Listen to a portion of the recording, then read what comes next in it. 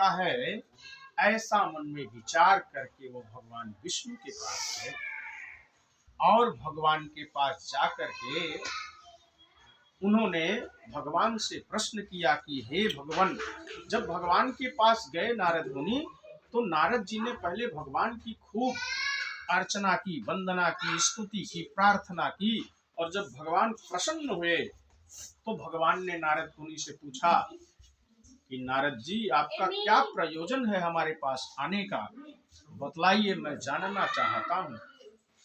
तो नारद मुनि ने भगवान से कहा कि भगवान, मृत्यु लोक में अपने अपने पाप कर्मों के द्वारा अनेकों योनियों में उत्पन्न सभी प्राणी बहुत प्रकार के दुखों से दुखी हो रहे हैं।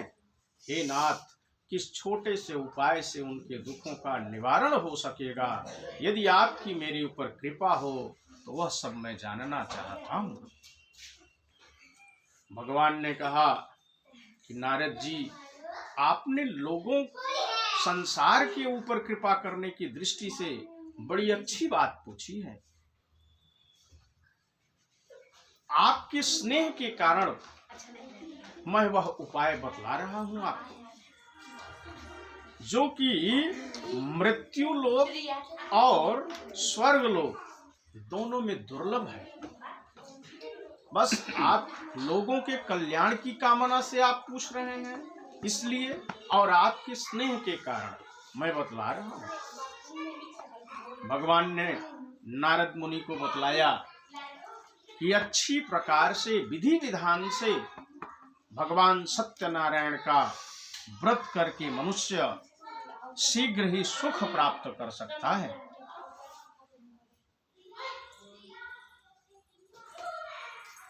और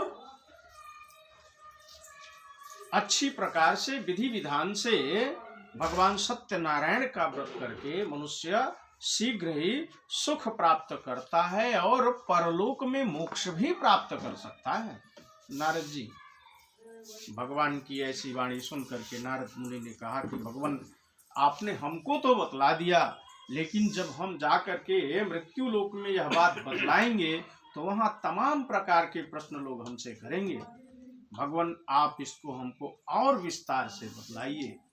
किम फलम किम विधानं च कृतं केनैव तद्व्रतं तत्सर्वं विस्तरात् ब्रूहि कदा कार्यं व्रतं प्रभो। भगवान, इस व्रत को कब करना चाहिए, कैसे करना चाहिए, यह सब विधि विधान आप हमको और अच्छे से बतलाइए, विस्तार से बतलाइए। तो भगवान ने कहा कि दुख शोकादि शमनम धन धान्य प्रवर्धनम सौभाग्य संततिकरम सर्वत्र विजयप्रदम। भगवान ने कहा कि नारद जी, यह जो भगवान सत्यनारायण का व्रत है, यह दुख शोक आदि का समन करने वाला है। दुख शोकादि समनम और धन धान्य प्रवर्धनम, यह भगवान सत्यनारायण का व्रत धन और धान्य की वृद्धि करने वाला है। और सौभाग्य संततिकरम, यह सौभाग्य देने वाला है, संतान देने वाला है। इतना ही नहीं, यह भगवान सत्यनारायण का व्रत सर्वत्र विजय प्रदम, चारों ओर विजय प्रदान करने वाला है। आगे नारद मुनि ने पूछा था कि भगवान, इसको कब करना चाहिए?